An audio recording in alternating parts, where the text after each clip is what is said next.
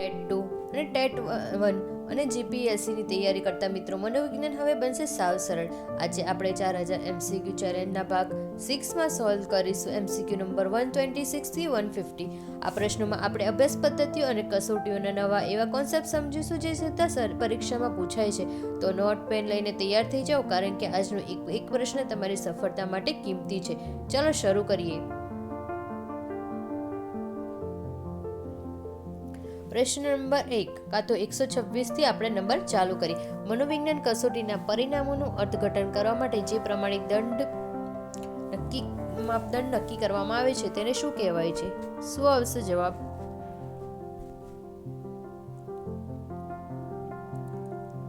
તો માપદંડ પૂછ્યું છે. વિશ્વસનીયતાથી કોઈ દિવસ માપદંડ નક્કી થાય નહીં. યથાર્થતાથી માપદંડ નક્કી નહીં થાય. ધોરણો, હા, ધોરણોથી કદાચ થઈ શકે છે. વાસ્તુલક્ષીતાથી થાય નહીં. હવે ધોરણો માટે કારણ સમજીએ. ઓપ્શન સી નંબર સાચો છે. તો કે કોઈ પણ કસોટીમાં મેળવેલા ગુણ સીધા કંઈ નથી કહેતા. જેની સરખામણી જ્યારે અગાઉ કોઈ કામ કરેલું હોય, ધોરણો હોય, તો એનો અંદાજિત આપણે સ્કોર કરીએ, કોઈ બીજા છોકરા સાથે સરખામણી કરીએ, ત્યારે જ ખબર પડે કે વ્યક્તિ બુદ્ધિશાળી છે કે સામાન્ય છે. ચલો આગળ વધીએ. પ્રશ્ન આગળ. પ્રયોગમાં જે પરિબળની અસર તપાસવાની હોય છે તેમાં ફેરફાર કરાય તો તેને કયા નામથી ઓળખવામાં આવે છે? શું આવશે સાચો જવાબ? પ્રશ્ન પૂછ્યું છે પ્રયોગમાં જે પરિબળની અસર તપાસવાની હોય, મતલબ તમે એના પર કોઈ એક્સપેરિમેન્ટ કર્યું, તપાસવું છે, જેમાં ફેરફાર કરાય છે, તો પરતંત્ર તો આવે નહીં, કારણ કે બીજાના પ્રયોગમાં તો આપણે ફેરફાર કરવા જ જવા નથી. સ્વતંત્ર હોઈ શકે. નિયંત્રિત આપણે કોઈ દિવસ પ્રયોગનું જે છે એ નિયંત્રણ કરી શકતા નથી. બાહ્ય પરિવર્તન પણ નહીં આવે. હવે સ્વતંત્ર પરિવર્તન છે પરિવર્તે છે એનો સાચા જવાબ માટે સમજૂતી સમજીએ તો કે આ એક પરિબળ છે. જ્યારે એમાં કોઈ પણ પ્રયોગ કરતા ફેરફાર કરે, દાખલા તરીકે આપણે વિચારીએ તો એક ઉદાહરણ લે, ઘોંઘાટનું શિક્ષણ પર અસર કેવું થાય તપાસ્યું તો ઘોંઘાટ વધારવો કે ઘટાડવો એ પ્રયોગકર્તાના હાથમાં છે. તેથી તે સ્વતંત્ર છે. પ્રયોગકર્તાની જે ઈચ્છા હશે અનુકૂળ એ પોતાની રીતે પ્રયોગનું વર્ણન પણ કરી શકે છે. બરાબર. ચલો આગળનો પ્રશ્ન, આગળમાં વધીએ. આની છે મારે આની PDF ઓલરેડી મારી ટેલિગ્રામ ચેનલ પર મેં અપલોડ કરી દીધી છે. તો એક્ઝામ ઓરેકલ ચેનલ સર્ચ કરીને પણ કરી શકો છો, અથવા ડિસ્ક્રિપ્શન બોક્સમાં એની લિંક મેં સેન્ડ કરી દીધી છે, તમને એની PDF પણ મળી જશે. બરાબર. આગળ વાત કરીએ. શૂન્ય સહસંબંધ શું સૂચવે છે? શું આવશે સાચો જવાબ? પૂછ્યું શું છે આપણે? શૂન્ય સહસંબંધ, ઝીરો કલેક્શન, કોઈની સાથે કંઈ બંધઘટ નહીં. બરાબર. તો કે બે ચલો વચ્ચે ગાઢ સંબંધ છે? ના. એમાં પૂછ્યું છે શૂન્ય સહસંબંધ, તો ગાઢ બંધન કઈથી આવે? બે ચલો વચ્ચે વિરોધી સંબંધ ના આવે. બે ચલો વચ્ચે કોઈ પણ પ્રકારનો કાર્ય સંબંધ નથી. હા, આવી ગયો જવાબ. સી મળી ગયો. કેમ? તો કીધું છે શૂન્ય સહબંધન, એક ચલ વધે તો બીજો ચલ પણ વધે. ના, એવું ના, કારણ કે આગળ આપણે પ્રશ્નમાં જ કહી દીધું છે કે શૂન્ય સહબંધન. જ્યારે બે વસ્તુ હોય એકબીજા સાથે, આ બે, એક સપોઝ એ વ્યક્તિ છે અને બી વ્યક્તિ છે, એને એકબીજા સાથે કોઈ લેવા દેવા જ નથી, તો શું થાય? શૂન્ય સંબંધ થાય. દાખલા તરીકે કોઈ પગરખાનો નંબર છે, કોઈનો 6 છે અને કોઈનો 8 છે. બરાબર. હવે એ બુદ્ધિ એવું ના કહી શકે 6 વાળાની બુદ્ધિ વધારે છે, 8 વાળાની ઉઠી છે, એવું આપણે કહી શકીએ ને. એટલે એની કોઈ સાથે સહસંબંધ છે જ નહીં. ચલો આગળ વધીએ. કંઈ ના સમજણ પડતી હોય તો તમે મને કોમેન્ટમાં જણાવી શકો છો. અને જો મારો વિડીયો ગમતો હોય તો પ્લીઝ લાઇક, શેર અને સબસ્ક્રાઈબ કરજો. જે બી તમારા મિત્રો મંડળમાં ટેટની તૈયારી કરતા હોય એમને શેર કરી દેવા વિનંતી. સંશોધક જ્યારે કોઈ પણ પૂર્વગ્રહ રાખ્યા વિના ઘટના કોઈ જેસી છે તેવી નોંધે છે ત્યારે શું કહેવામાં આવે છે? શું આવશે જવાબ? નોટ પેન લઈને બેઠા છો કે નહીં? જવાબ ટ્રાય કરો છો કે નહીં સોલ્વ કરવાના? ઠીક છે. ચલો આપણે પહેલાં પ્રશ્ન સમજીએ.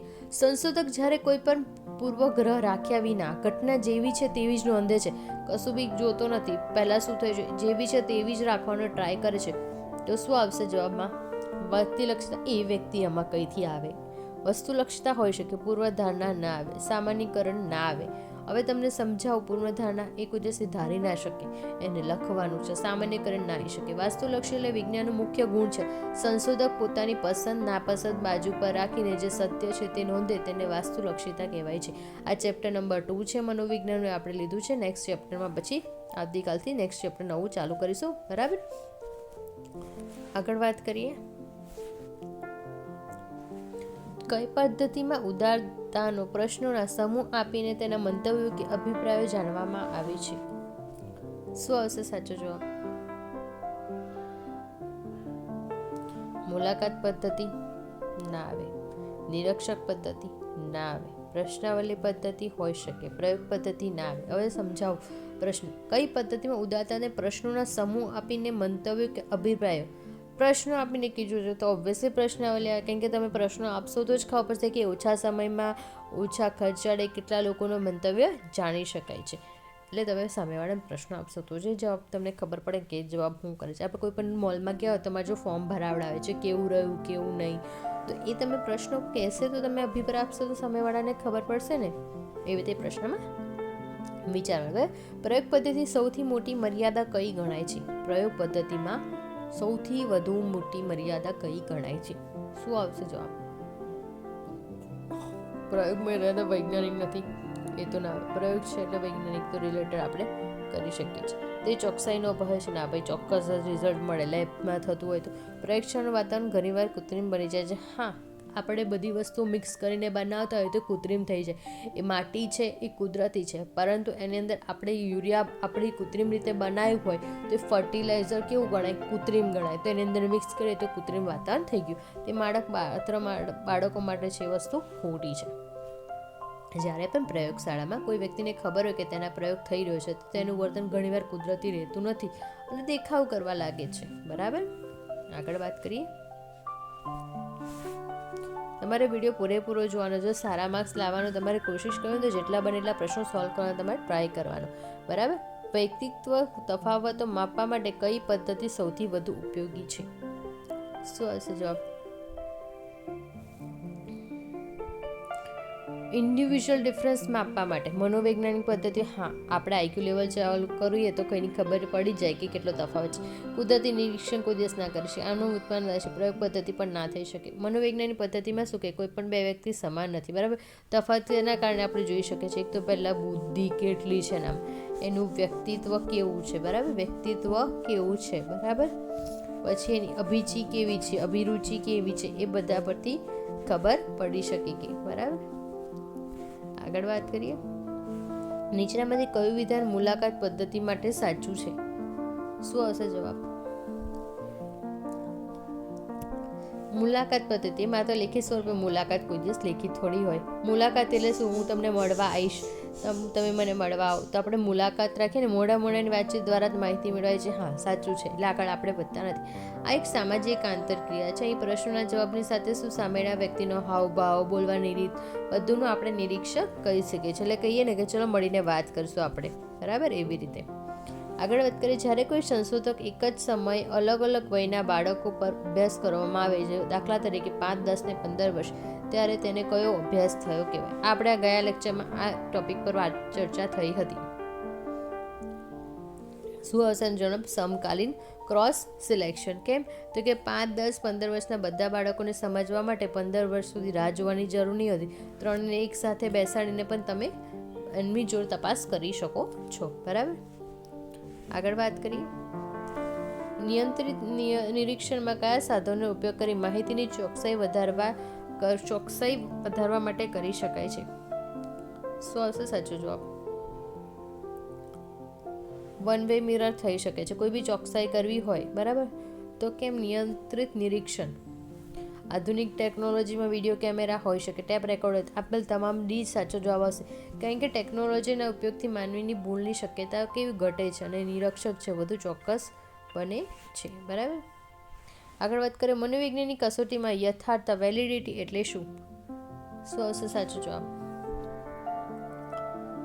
માનવી કસોટીની યથાર્થતા. કસોટી ગમે તેલો પરિણામ સરખું આવે ના ભાઈ ના. કોઈને બોર્ડના પેપરો તમે લખો, બરાબર, તો બધાના સરખા માર્ક્સ થોડી આવે છે. કોઈને 90 આવે, કોઈને 50 આવે. બરાબર. કસોટીમાં આપ જે માપવા માંગે છે તે સાચી રીતે માપે હોય એમ આપી શકે. પેપર આપે તો ખબર પડે જેના જેટલું લેવલ હોય એટલા જ માર્ક્સ આવે. કસોટીમાં પ્રશ્ન સંખ્યા વધુ એની સાથે યથાર્થ આપણે વેલિડિટી ના કહી શકીએ. કસોટી રંગીન હોવી જોઈએ એવું કંઈ હોતું નથી. બરાબર. એટલે કે યાદશક્તિ પસંદગી. આ પદ્ધતિમાં દરેક વ્યક્તિને પસંદ કરવાની સમાન તક મળે છે, જેથી કોઈ પક્ષપાત થતો નથી. પરિણામે આખા સમુદાયને લાગુ પાડી શકાય છે. બરાબર.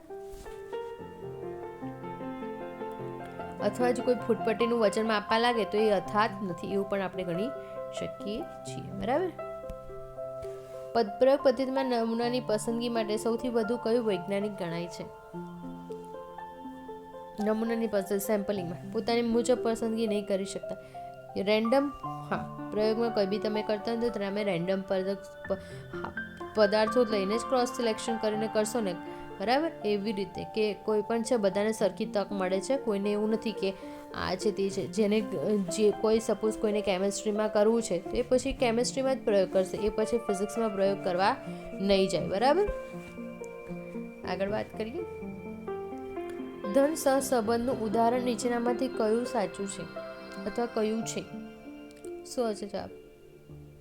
તો કે વાંચનના કલાક વધે તેમ પરીક્ષામાં ગુણ વધે, સાચું છે. જેટલા કલાક તમે મહેનત કરશો, મેં કહું છું પ્રમાણે, મારા આખો વિડીયો જોશો તમે, માંડ 15-20 મિનિટનો વિડીયો હશે, તમે જોશો તો તમારા કલાકોમાં મહેનત તો ધીરે ધીરે વધતી જશે. એ પ્રશ્નો તમે જેટલા સોલ્વ કરશો એટલે તમારી યાદ શક્તિ પણ વધશે, તમારી બુદ્ધિ પણ એ પ્રમાણે વધશે. તો એ પ્રમાણે શું છે, તમારા સારા ગુણમાં આવવાની શક્યતાઓ પણ વધે છે, બરાબર. ચલો આગળ વાત કરીએ. સ્વતંત્ર ચલની અસર જેની પર માપવામાં આવે, જેમ કે દવાની અસર રોગ હોય તો તેને શું કહેવાય છે? શું આવશે જવાબ? તો કે પરતંત્ર ચાલ, બરાબર. બી ઓપ્શન રાઈટ આન્સર છે. કેમ કે જેની પર અસર માપવાની હોય છે તે પરતંત્ર છે, બીજા પર અસર ચાપે છે, અને સ્વતંત્ર પોતાના પર ડિપેન્ડેડ હોય છે, બરાબર. આગળ વાત કરીએ.